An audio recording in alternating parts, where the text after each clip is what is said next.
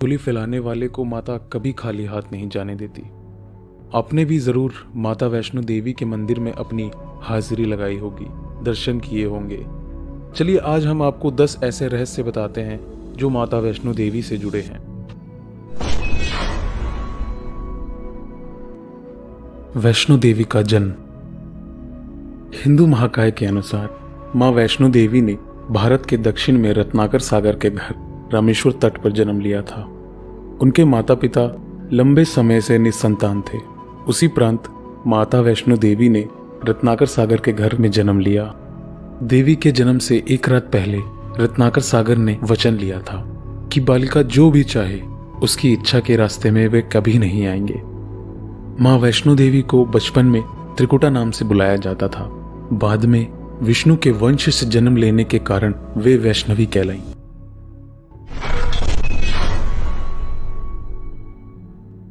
त्रिकुटा और रामेश्वर। रत्नाकर सागर की पुत्री देवी त्रिकुटा को जब 9 वर्ष की उम्र में पता चला कि भगवान विष्णु ने राम के रूप में जन्म लिया है, तब देवी त्रिकुटा ने राम को पति रूप में पाने के लिए तपस्या शुरू कर दी।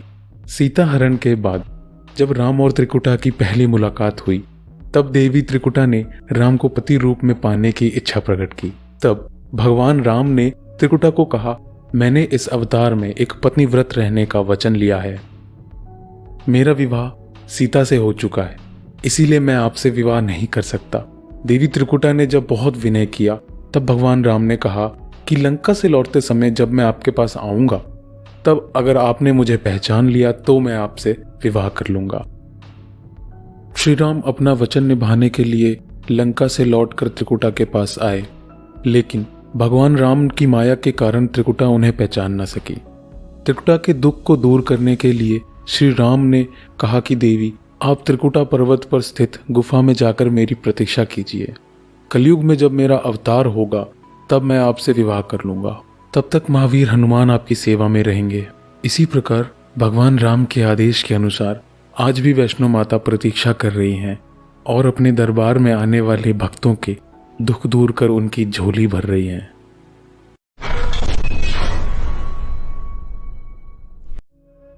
वैष्णो देवी मंदिर का निर्माण।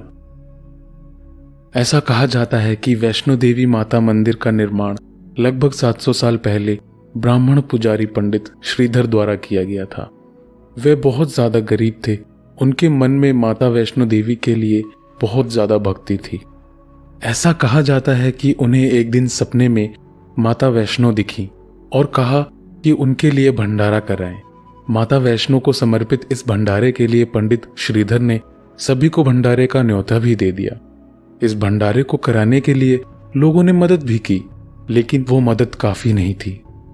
भंडारे के दिन नजदीक थे और पंडित श्रीधर ये सोच रहे थे कि इतने कम सामान में भंडारा कैसे हो पाएगा। इस चिंता में ब्राह्मण रात भर सो भी नहीं पा रहे थे। ऐसे में उन्हें बस देवी मां के चमत्कार की उम्मीद थी।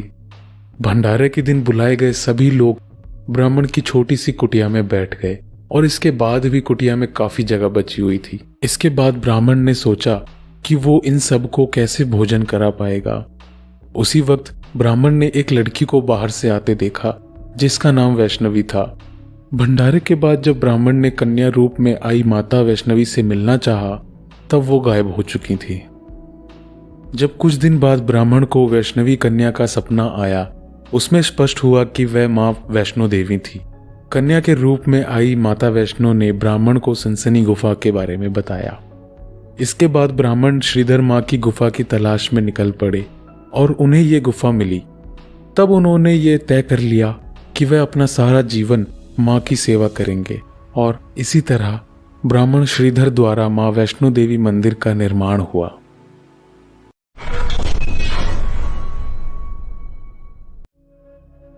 वैष्णो देवी मंदिर की 2 गुफाएं।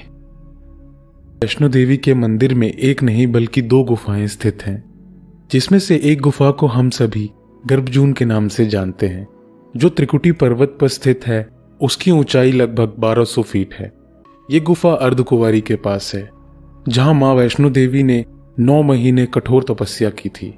इस मंदिर की एक और दूसरी गुफा है जो कि भवन के पास स्थित है। इसमें 3 पिंडियों का वास है।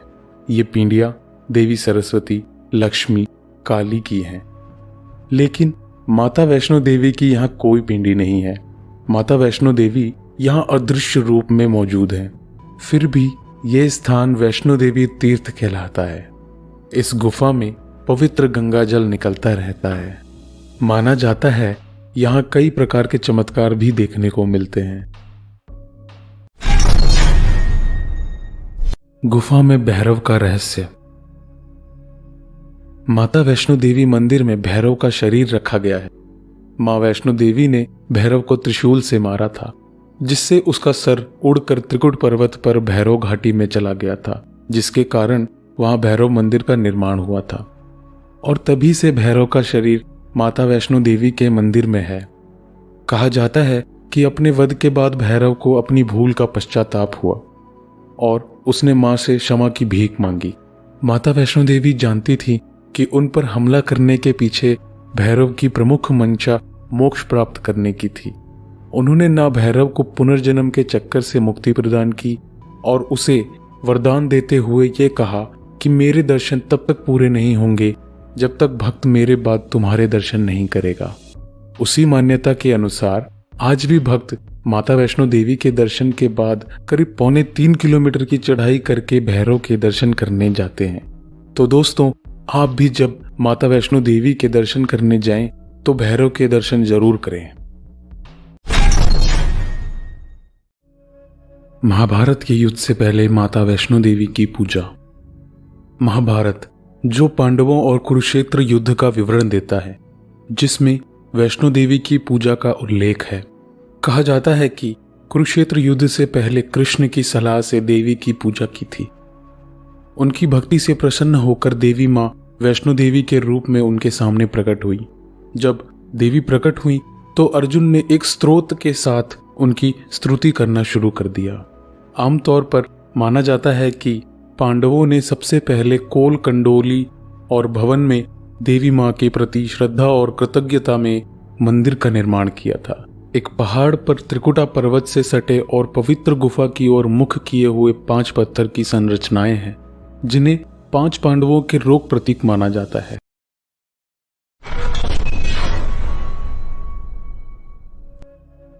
गुरु गोविंद सिंह द्वारा किया गया वैष्णो देवी का दौरा। यह दर्ज किया गया है कि गुरु गोविंद सिंह ने माता वैष्णो देवी की मंदिर का दौरा किया था।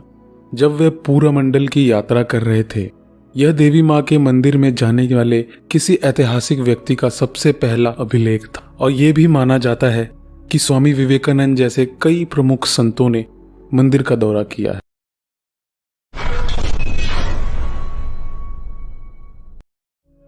राजस्थान की वैष्णो देवी। अर्बुदा देवी राजस्थान की वैष्णो देवी मानी जाती हैं। मां कात्यायनी का है रूप उनका। जिले में स्थित राजस्थान के एकमात्र पहाड़ी इलाके माउंट आबू में नक्की झील के निकट ही ऊंची पहाड़ियों में माता का भव्य मंदिर है। सालों से चैत्र नवरात्र हो या श्राद्ध नवरात्र हो, यहाँ पर दर्शनार्थियों का सैलाब हमेशा उमड़ आता है।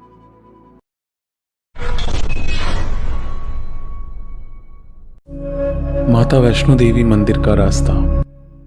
बताया जाता है कि माता के दर्शन के लिए जिस रास्ते का इस्तेमाल किया जाता है वह असल में एक प्राकृतिक रास्ता नहीं है, बल्कि यहाँ आने वाले श्रद्धालुओं की बढ़ती संख्या देखते हुए 1977 में इस रास्ते का निर्माण करवाया गया था। तब से लेकर आज भी इसी रास्ते से गुजरकर मां के भक्त उनके दर्शन को जाते हैं और आजकल की तकनीकी व्यवस्थाओं की वजह से आप लोग हेलीकॉप्टर जैसी सेवाओं का भी आनंद ले सकते। मंदिर में भक्तों के द्वारा चढ़ाया गया चढ़ावा। वैसे तो वैष्णो देवी मंदिर में हर महीने भक्तों की भीड़ रहती है, चाहे गर्मी हो, बरसात हो, ठंड हो, चाहे कैसा भी मौसम हो, भक्तों की भीड़ माता के दर्शन के लिए हमेशा रहती है। लेकिन नवरात्र शुरू होते ही मंदिर में भक्तों की भीड़ 10 गुना बढ़ जाती है। माता वैष्णो देवी के दर्शन के लिए भक्त दूर दूर से आते हैं और नवरात्र में वैष्णो देवी मंदिर की रौनक कुछ ज्यादा ही बढ़ जाती है। भक्तों द्वारा प्रसाद का दान आदि चढ़ाया जाता है।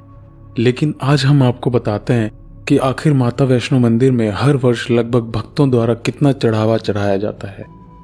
माता वैष्णो देवी का मंदिर 5वां सबसे अमीर मंदिर है, जहां हर वर्ष लगभग 500 करोड़ की राशि भक्तों द्वारा चढ़ाई जाती है। अब आप अंदाजा लगा सकते हैं कि इस मंदिर का देश में ही नहीं पूरे विश्व में क्या महत्व है।